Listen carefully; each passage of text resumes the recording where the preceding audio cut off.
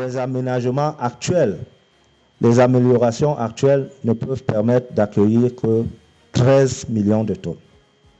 Donc on a des projections sur 45 millions de tonnes et le potentiel actuel n'est que de 13 millions de tonnes.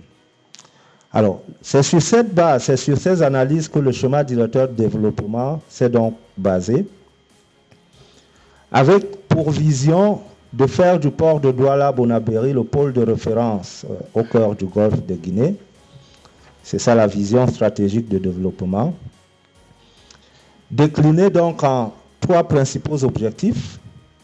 Le premier objectif est de renforcer les capacités structurelles du port pour permettre de traiter le trafic en évolution et de renforcer les performances opérationnelles, l'attractivité et la compétitivité du port, tout en améliorant la gouvernance et le partenariat.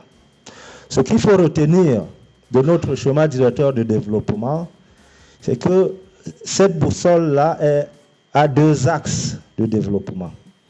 Le premier axe consiste à améliorer le site portuaire existant, c'est-à-dire le vieux port, qui a toujours un potentiel à optimiser, devra être amélioré.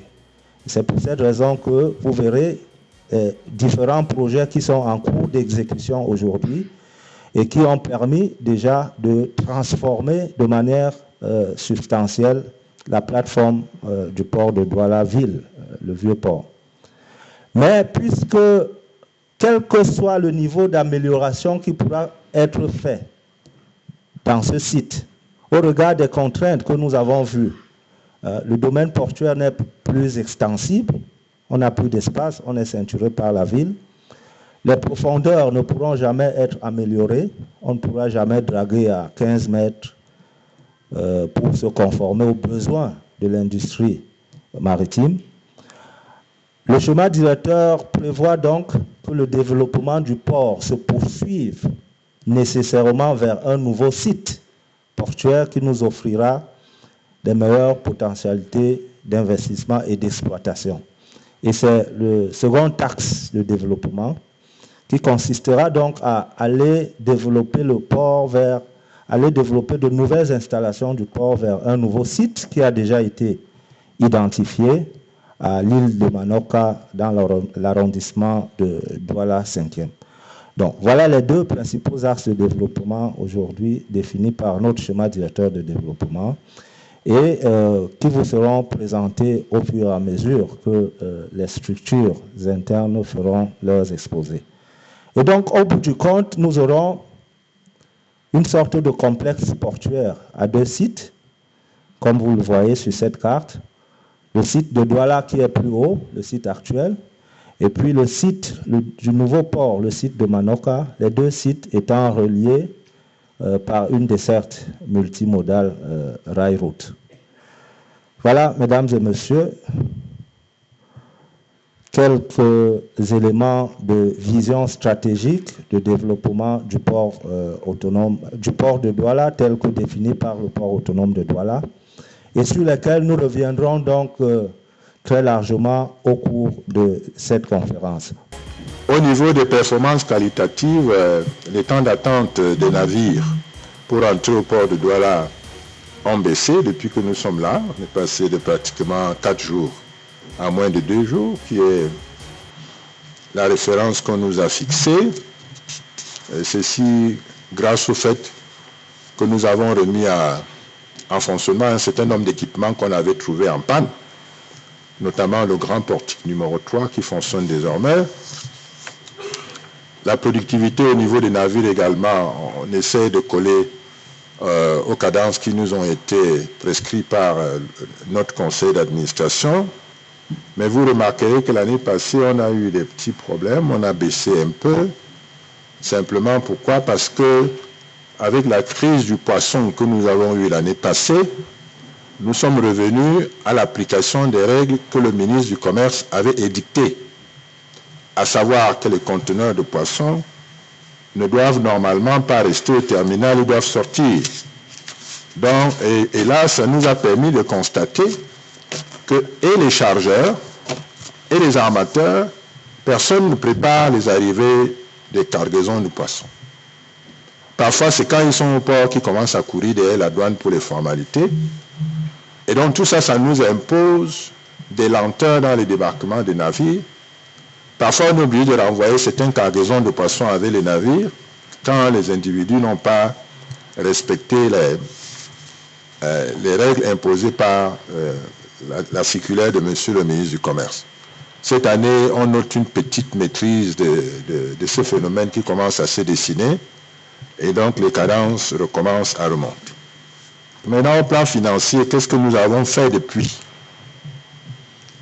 À l'entrée de la reprise par le PAD, c'était 48 milliards de chiffre d'affaires qui avait été fixé. La régie a fait 49, presque 50. Et depuis lors, nous naviguons à plus de 55 milliards de chiffre d'affaires. 54 en 2022 parce que, comme je vous ai expliqué, nous avons fait des grosses remises aux pays de l'Interland, c'est-à-dire la Centrafrique et le Tchad. Mais maintenant, avec la maîtrise d'un certain nombre de niches, de recettes et de facturation, parce que nous sommes en optimisation continue, c'est vrai que ces chiffres de 2023 vont être consolidés par nos conseils d'administration le mois prochain, mais les premières évaluations à notre niveau font état de 57 milliards de chiffre d'affaires l'année passée, ce qui fait une croissance d'1 milliard de plus par rapport à l'année d'avant. Alors, si on compare nos chiffres d'affaires à ceux que notre prédécesseur faisait, on se rend compte qu'ils tournaient au maximum autour de 50 milliards.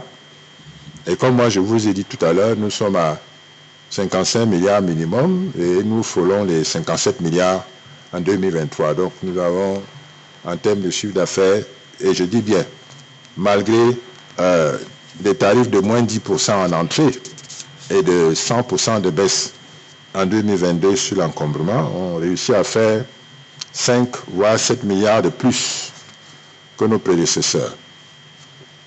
Si j'évoque l'aspect redevance et impôts payés, là également, les différentes statistiques établissent que la RTC paye au port autonome pratiquement 3,7 fois ce que notre prédécesseur payait, sans oublier qu'à une époque, il y avait une discussion sur est-ce qu'on paye le stationnement au PAD ou pas. Ceci n'est plus une discussion, la RTC reverse au PAD. Ça ne coûte pas de stationnement. Et si vous regardez bien le tableau qui s'affiche devant vous, vous remarquerez que impôts plus redevances confondues, nous sommes à peu près à 32 milliards, 33. Ça veut dire que la RTC reverse aux services publics nationaux un peu plus de 50% de son chiffre d'affaires. Ce qui revient à dire qu'en réalité, au niveau exploitation, les charges d'exploitation sont très bien maîtrisées et qu'en fait, si on pouvait exonérer la RTC de ses obligations étatiques, je n'ose pas vous faire dire ce que serait le résultat financier. Je pense que les images parlent parfois mieux que les paroles. Nous allons donc essayer de vous faire passer quelques clichés qui vous montrent un peu les réalisations de la RTC. Vous verrez là-dedans les anciens engins que nous avons trouvés et ce que nous avons acheté.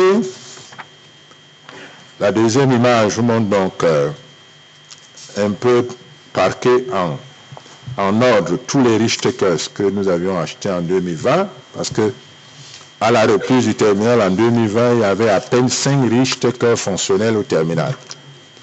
Et ceux qui étaient allés sur le terminal ce fameux jour du 1er janvier 2020, avaient vu qu'il y avait de l'huile partout sur le terminal. Si vous venez aujourd'hui sur le terminal, on peut vous servir votre petit déjeuner sur le parc.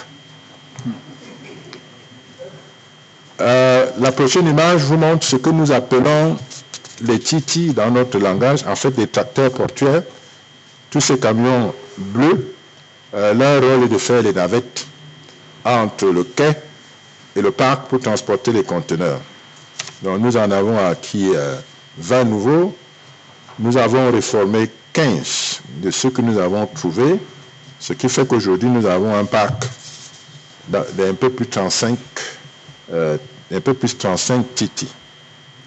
Venons-en maintenant au RTG. Voilà. Donc, comme vous le voyez, les RTG sont dans ces appareils rouges qui sont comme des U renversés et qui enjambent toute une pile de conteneurs, comme je le disais. Et vous voyez, il y a un petit camion à côté du RTG. Le camion est un nain. Donc, le camion passe entre ses pattes et lui ramasse le conteneur et dépose. Et dès qu'il a déposé sur celui-ci, il passe au suivant, ainsi de suite, ainsi de suite. Ce qui n'est pas le cas du Richthofen où il en faut plusieurs pour charger plusieurs camions. Donc nous en avons acquis 8 et nous sommes en train de retaper les 4 autres que notre prédécesseur a laissés, ce qui fait qu'aujourd'hui le terminal en a 12 et il a changé de mode d'exploitation. Plutôt que de travailler en mode Richthofen, nous sommes passés à ce que les autres appellent mode full RTG. Il en est également la même chose de tout ce qui est manutention des conteneurs vides.